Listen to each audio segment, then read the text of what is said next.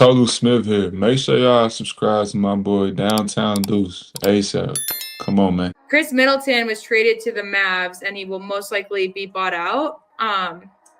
And we have until, I think, March 7th. I think it's the 7th. It could be the 10th, but basically a week into March to sign people that are free agents, waived, bought out. We can do that. So people were talking about potentially Khris Middleton. Mark Stein, is he reliable? Yes. Okay. Mark Stein said that. I always have to double check.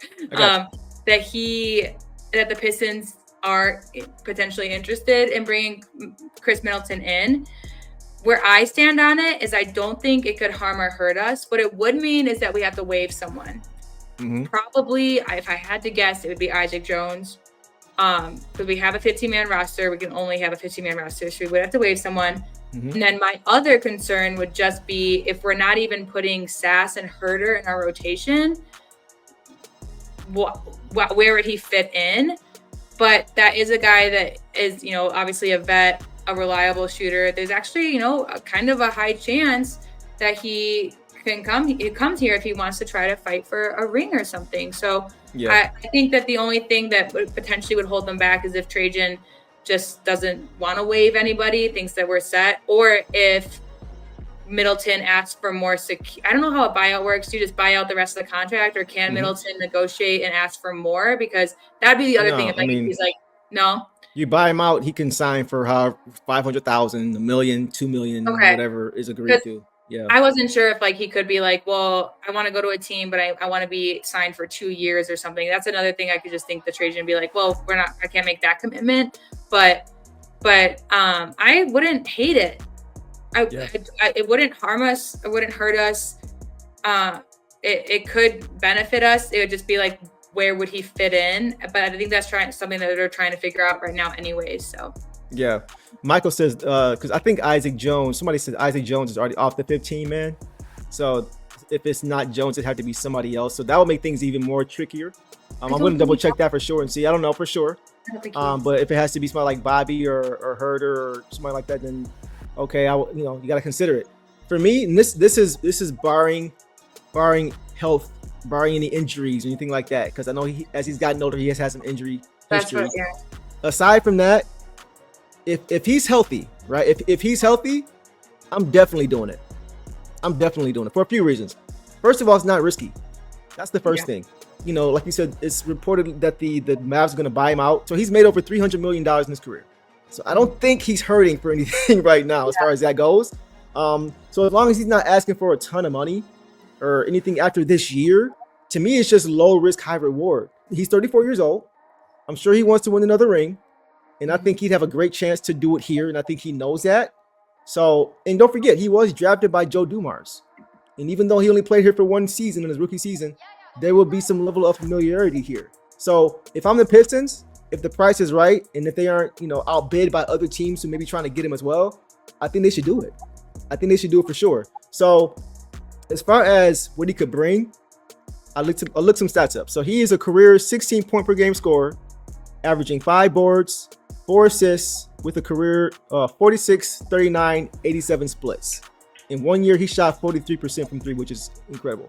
So he's always been a really good shooter, always been a really good scorer, on ball, off ball, doesn't matter. And this season, between the Wizards and the Mavericks, boss, he's averaging 12 points, 4 rebounds, and 3 assists. Once again, good shooting splits. So first and foremost, he would instantly improve the Pistons' shooting and spacing. Instantly. Yeah. He would help Kate a lot as far as just being able to have another guy who makes the defense have to pay attention to. But he could also be a secondary playmaker as well. Going back to his days with the Bucks, it was him that was often the guy that was the closer. He was often the closer for a team that had a prime MVP Giannis. Khris Middleton closed a lot of those games for the Bucks. If you haven't seen it, go back and watch that. But I want to be fair too, because that was 4 or 5 years ago, right? When they won the championship. Yeah. That was back in 2021. So he's not the same level player that he was then. I want to get that out the way. But I still think he's 75% to 80% of that, right? So to me, that's enough to push the Pistons to an even deeper playoff run. So I know a lot of fans have been clamoring for a secondary playmaker, a secondary scorer, another spacer to go along with Cade. I think Middleton, even at 34, boss, can be that. Well, that's like, I think he had a great season with the Wizards. He was on the Wizards before he got traded to the Mavs at deadline, and that's why they're buying him out. I think our biggest competition, because here's the thing, it depends on, I think our biggest competition to get him would be the Bucks. Because he spent most of his career there. He won a championship with them. I wouldn't be surprised if that's where he wants to finish his career. If he wants to get another championship, the Bucks would be the last place to go right now. Because I think that's what I'm saying. I think they might wait their way into the play-in, but I don't see them going far. But you don't know. You don't know, because if that championship team for the Bucks was very close. They had great chemistry like we do have now. So you don't know. But for me, it would just be, I don't see us waiving like Herter because his contract's a little bit expensive. I'll look into the Jones stuff. I could see maybe Bobby. Yeah. Because his contract isn't as expensive. You just don't want to like waste money by waiving someone. Agreed. So, but I like you said, I wouldn't hate it. Just like, where do you think? Good look. Do you think he would just be here for? Like, where would he come in? Because do you think he would just be here for security? Do you think he would take? I could see him taking some of Wu's minutes, but I guess it'd be tough. Defense. Yeah, so that's like my whole thing is like, where do you think he would fit? Because right now he's definitely better offensively. He makes good decisions. He can still hit threes like crazy, great mid range, but like, if we're already having trouble, we finally I think gotten to our 10, which is why we don't see Sass or Herter or even B-ball when we have a healthy centers. Like, where would he fit?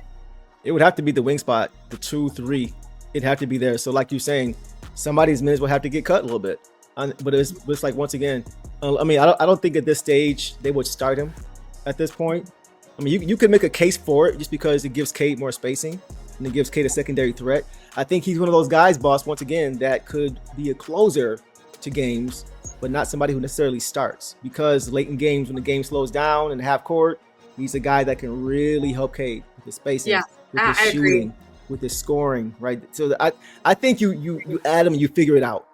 Because also, to go along with that, he's a great locker room guy too. He's a great locker room guy. One thing that we often talk about when it comes to like bringing guys in, boss, is we always say, how does it look outside of just on paper? One thing this team, doesn't have is a current player who's a champion. You got a guy that's been to the finals in Duncan Robinson, right? But no player is a champion, right? Luke Walton's a coach, right? I get it. But there's no guy in the locker room on this team who's a champion. So I think he could bring a champion. I think he could bring that championship pedigree to the locker room. I think he could be a really good mental pillar to go along with Tobias Harris, to go along with Duncan Robinson. Well, then let's just be flexible, because again, I've never been like, we need a firm 10-person lineup. I've always been in the boat of, I don't care if it works. Like, I think that's how OKC is. If anybody, like Aaron Wiggins today was having an off game, I think if they weren't as injured, Aaron Wiggins wouldn't have been playing as much. Like, I think they would have just put in someone else for him. So, so that's kind of how I feel about it going with Middleton. It's like, okay, like maybe, bring him in for a few minutes to get some offense. You can always replace him with Wu. You can always replace him with Ron. Like, those aren't guys that are going to lose minutes. So then we, just be okay with the 12-man rotation. That's exhausting for other teams. That's very exhausting for other teams. If we bring in someone new that replaces the guy that he subbed in just as well. So I could absolutely see it, and I would not be mad at it. It'd actually be a great move. And again, like, this is just like a playoff push kind of move. It's nothing set in stone. It's finish the season with us and we'll go from there. Because I don't even know how much longer Middleton wants to play. He is an older player. He may want to retire after this season. Exactly. Maybe one more season, and then he goes back to the Bucks. Who knows? Yeah. Who knows? But yeah, like, and also, boss, the Pistons, they wouldn't, like, it's so low risk, high reward, because the Pistons wouldn't have to trade away the assets like they were trying to do to bring in a guy like MPJ or Lauri Markkanen to be the secondary guy. Like, we wouldn't have to give away any crazy assets to go get him. And let's just say worst case scenario, right? Worst case scenario, God forbid he gets hurt or he's unavailable, whatever. Because you got a guy, who is not playing as much, that we gotta say you gotta waive somebody or cut somebody. Whoever that player is going to be somebody who's not playing anyway. Yeah. Right. So as long as the amount that he's asking for to come here isn't a lot, if it doesn't work out, you're not losing anything. So I'm definitely doing that for sure. If there's an opportunity to go get that guy, I'm not thinking twice. It'd be another Piston vet who's reunited with their former team. Someone just said too, he had a 27 point double-double game with the Wizards. He still can't shoot. He's someone I don't want to see open in the corner if I'm the opposing team. And like you said, worst case, we sign him on, it doesn't work, and he's on the bench, and we're still the exact same, or we sign him on and he gets hurt and we're still the exact same, or we sign him on and he's coming in, he's draining 3 threes for us, and getting close to 12 points a game in crucial minutes and less minutes. So he's not, guys. He's not. I know, like, we don't want to say, oh, but we could get someone better and stuff. Like, we're just talking about someone who's available right now that can help us close out at a low cost and not a detriment to the playoffs. There's not a lot of other guys out there, and then also could also be an asset for us in the offseason for deals, for things like that. You just never know. For clearing salary as well. Yeah. And I'm seeing some comments about his defense. He's not a bad defender, guys. He's never been a bad defender. I would say at this point in his career, he's average, but he's not like a below average. Think about it. Duncan Robinson, everybody thought was a below average defender. Look at what he's turned into. Yeah. Right. And it was fast. It was fast. And so you got a Khris Middleton, who's a better defender than Duncan Robinson, who defended his tail off with the Bucks when he was doing it on both ends, guys. People were calling him the Batman on that team at the end of games because he was the one with the ball in his hands knocking down shots. It wasn't Giannis. It was him, right? And defensively, he was strapping up. So, no, the boy, he's still got a little bit of gas in the tank. And I think for him to play with us for maybe half a year, man, I'm definitely doing that move. I'm not thinking twice. There's no question about it at all. Yeah. No question.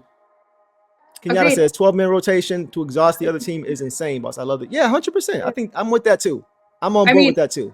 I just think it's something that all teams that are top right now will utilize, maybe except the Knicks and the Celtics, but like the Nuggets have found gems in their G Leaguers and two-way players. We have, obviously, OKC is deep. Obviously, the Spurs are deep. I think it's something that it's things that other teams will utilize. And if they don't, I think it's an advantage that we will have. And it doesn't have to be every game. I just would take it game by game and stuff like that. But just to have this depth to rely on has just been awesome. And I can see JB and Trajan. Obviously, these guys know that it's more of a rotation and more of a slow play in the playoffs, but I can definitely see these guys being rewarded with opportunity and playing time for what they contribute and their strengths. Mm-hmm. They all play similarly, that nothing falls off when they're in, but they all have their different strengths, and that's awesome.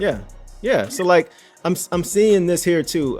Kevin says we're talking about Dunk and Herter, bro. We saying Milton can't defend, right? That's what I'm saying, bro. Like, come on, man. Like, no, I'm not worried about his defense and him being liability. No. And then Charles says, dude's never healthy in the way he was playing. Well, he's been healthy this year. Listen. He's been healthy this year. He's been playing well this year. And once again, here's the point: if it doesn't work out, you didn't lose anything. That's the whole point. Because what other option do you have? As many people have been saying, Cade needs a secondary guy, he needs shooters. What other option is out there? If you're legitimately trying to push for the finals this year and trying to win a championship this year, what other options are out there that are going to help you do that? It's not just a bunch of guys who are just waiting to get bought out. This is probably one of the best options you're going to have. And for him to be able to still do it at a high level, if he gets hurt, okay, didn't work out. But we didn't lose 3 or 4 guys or any depth pieces or any assets to go get them. So it doesn't hurt you. So worst case, it's almost like we never even got him.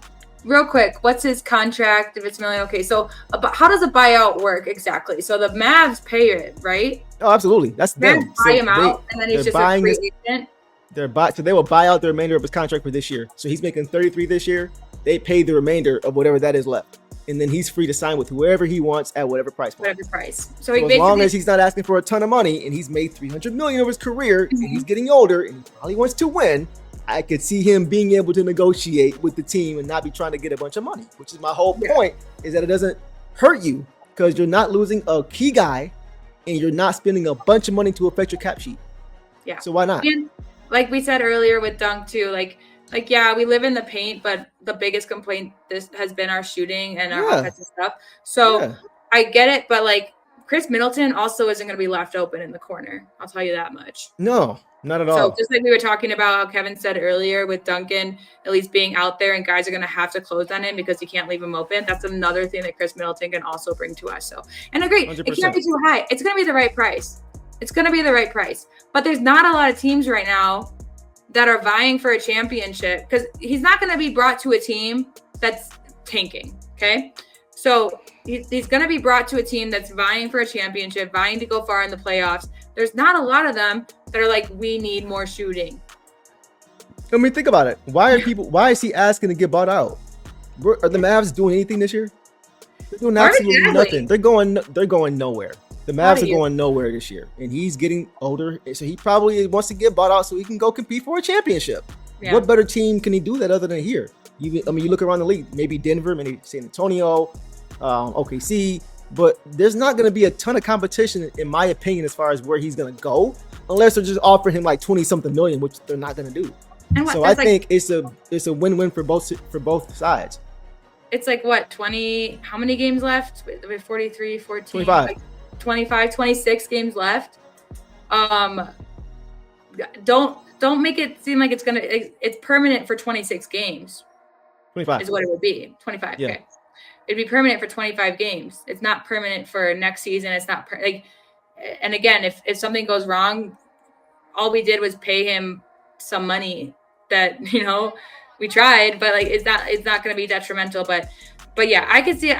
I'm not going to be upset. I'm going to be like, dang, we should have gotten him if he signs with someone else, if other things, because I think Trajan made the right choice. But if he comes here, it's a plus. It's a plus. Very cool. That Bucks team was one of my favorite teams in 2021 outside Detroit to watch. I just loved how they played the game. I never thought I'd root for Brook Lopez, but I was the Lopez fan, Connaughton, all those guys. I just like that. I just liked how that team played as a unit, right? Not a Lopez, but I'm a Giannis, a Portis, a Drew Holiday. Drew. Dame, or not Dame. I think even DiVincenzo was over there too. Who was their point? Drew. Oh, okay. Yeah. Well, so that's but I really loved. And with all those guys, Khris was the closer. Right. Yeah. I think if he can give us 75% of that and he can stay healthy, he can be huge. He can win us a playoff game or two. All the dirty work, all dog. I'ma dive on the floor, go try to block every shot, and I'ma be physical with you the whole game. Stu gonna be physical with you. When you think of the Pistons, you think of just hard work and just gritty basketball. That's just the identity you gotta have when you put on that jersey. I'm not your average breed of canine. Not a good dog, I'm bad boy for life. I set the tone, don't care about no tick. Let it be known, I get my respect. Come in the lane and see I don't bluff. If you retaliate, that's on ya. They talking pundits, I hear you're ashamed. Talking that shop, you must want this way. Look at dog palm, mess around, find out, Look at dog palm, mess around, find out,